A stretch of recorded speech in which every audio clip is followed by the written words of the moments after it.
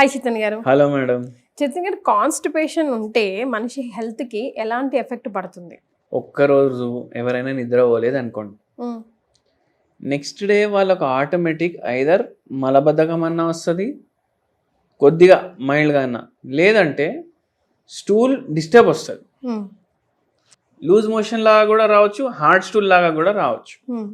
మళ్ళీ vomiting sensation కూడా ఉంటుంది కొందరికి నిద్ర పోకపోతే సరిగ్గా. ఇక్కడ మనకి ఏమనిపిస్తుంది, గట్ హెల్త్ ఏదైతే ఉంది అది డిస్టర్బ్ అయింది, లేదంటే కాన్స్టిపేషన్ అయింది నిద్ర ఒకటి లేకపోవడం వల్ల. కానీ ఇప్పుడు మలబద్ధకం ప్రాబ్లం ఉందనుకోండి, ఇది వైస్ వర్సా ఉంటుంది. మలబద్ధకం ప్రాబ్లం ఉంటే ఆ మనిషికి నిద్ర కూడా చక్కగా రాదు. అది కాకుండా మొత్తం గట్ హెల్త్ డిస్టర్బ్ అయిపోతుంది. ఇప్పుడు నోట్లో పొక్కుళ్ళు అవ్వడం, చిగుల నుంచి రక్తం గారడం, కొందరు కంప్లైంట్ చేస్తారు, ఛాతీ బరువు బరువు అనిపిస్తుంది డాక్టర్ సాబ్ అనేసి వస్తారు. ఎప్పటి నుంచి అంటే 2-3 ఏళ్ల నుంచి అవుతుంది. ఏదో అయిపోతుంది అనేసి భయం అవుతుంది, దడదడ. మళ్ళీ వీళ్ళకి మనం ఏమైపోతుంది అనేసి అడిగినాం అనుకోండి, తెలియదు అంటారు. మీకు మలబద్ధకం ప్రాబ్లం ఉందా లేదా అని అడుగుతాం. వాళ్ళు వచ్చేది మలబద్ధకం ప్రాబ్లంకి కాదు, ఏదో అయిపోతుంది, గుండెదడ అనిపిస్తుంది, ఛాతీలో మంట అవుతుంది, ఎండోస్కోపీ చేయించిన, గ్యాస్ట్రైటిస్ వచ్చింది. ఆ గ్యాస్ట్రైటిస్ వల్ల మళ్ళా ఇప్పుడు అల్సర్లు అవుతాయి అనేసి వస్తారు కొందరికి అయిపోతాయి అల్సర్లు, హెచ్ పైలోరీ ఇన్ఫెక్షన్ అయిపోతుంది కొందరికి. ఇది మలబద్ధకం ఉంటే ఇవి అయ్యే ఛాన్సులు పెరుగుతాయి. ఇప్పుడు వీళ్ళందరూ వస్తారు కదా, నేను మీకు చెప్తాను హెచ్ పైలోరీ ఇన్ఫెక్షన్ వల్ల వస్తారు. అంటే అండి, ఒకటి బ్యాక్టీరియా ఉంటుంది, దానివల్ల క్యాన్సర్ కూడా అవుతుంది. అయితే ఆ బ్యాక్టీరియా తోటి ఇన్ఫెక్షన్ అయ్యి వస్తారు, అల్సర్లతో వస్తారు.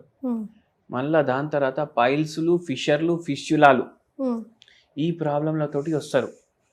వీళ్ళకు అందరికీ అడిగినాం అనుకోండి, మలబద్ధకం ఉందా, చాలా మంది ఉందంటారు. ఒక పేషెంట్ ఫిష్యులా ప్రాబ్లం తోటి వచ్చిండ్రు మన దగ్గరికి. ఆల్రెడీ మలబద్ధకం కూడా నడుస్తుంది, పరేషాన్. ఫిష్యులా ప్రాబ్లం తోటి వచ్చిండ్రు. ఫిష్యులా అంటే అందరూ వినే ఉంటారు, ఫిష్యులా అంటే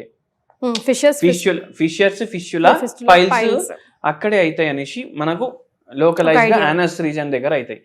కానీ ప్యాథాలజీ ఏముంటది, ఇప్పుడు మలం బయటికి వచ్చే ఏదైతే హోల్ ఉంటది దాన్ని యానస్ అంటారు. ఇప్పుడు మలబద్ధకం ఉంది అనుకోండి, హార్డ్గా వీళ్ళు ప్రెషర్ ఇస్తారు కదా దాన్ని, అప్పుడు ఏమవుతుంది, ఏదైతే వాల్స్ ఉన్నాయి, లార్జ్ ఇంటెస్టైన్ వాల్స్, ఏదైతే మన యానల్ కెనాల్ ఉంది దాన్ని రుద్దుకుంటా అది బయటికి వస్తుంది ఫోర్స్ఫుల్గా. అయితే రుద్దుకుంటా వచ్చినప్పుడు అక్కడ ఇంజరీ అవుతుంది. అవే కాకుండా ఇప్పుడు మలబద్ధకం చాలా డిలేడ్ ఉంది అనుకోండి, చాలా రోజుల నుంచి ఉంది, మీరు అన్హైజీనిక్ ఫుడ్ తింటున్నారు అంటే ఏమవుతుంది, అక్కడ ఇన్ఫెక్షన్ అయిపోతుంది. ఇన్ఫెక్షన్ అయి ఇంకో రంధ్రం తయారవుతుంది పక్కకి. ఇంకో రంధ్రం తయారై మొత్తం రోజు మీరు కూర్చొని ఉంటున్నారంటే కూడా అవుతుంది, మీరు మోషన్ ఆపుతున్నారంటే కూడా అవుతుంది.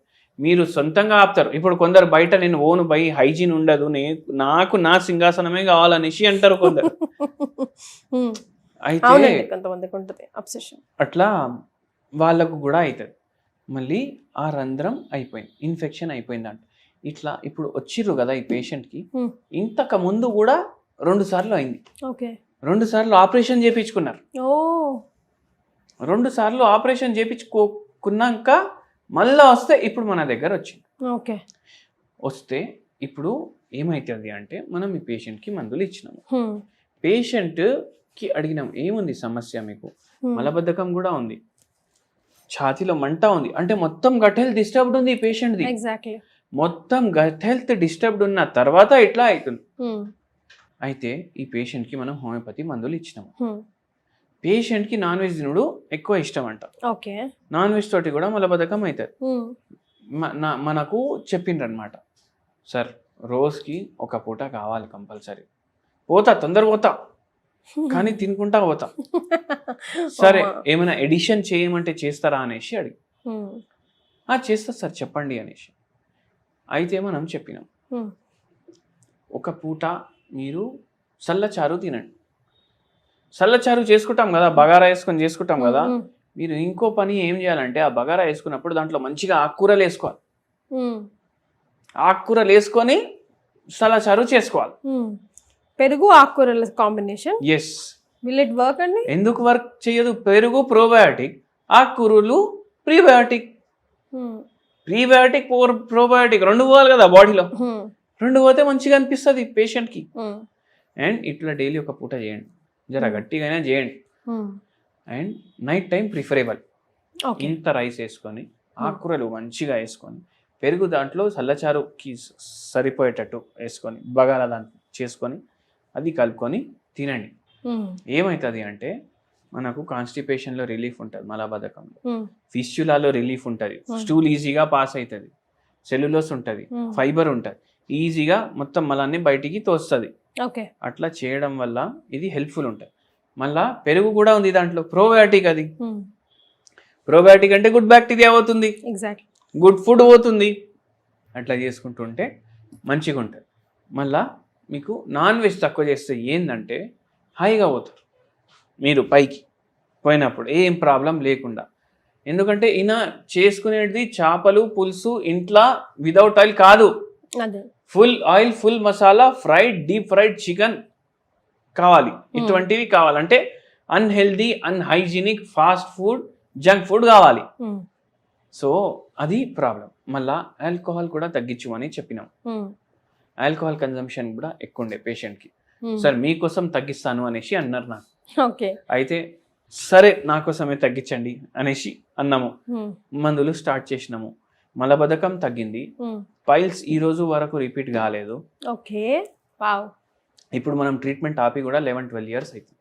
11-12 years? అవును. But still he is controlling, hale and healthy.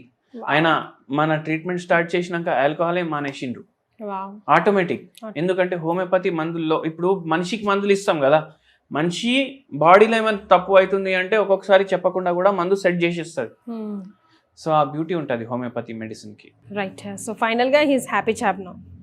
Right. So చల్లచారు మీరు మర్చిపోవద్దు ఎప్పటికీ.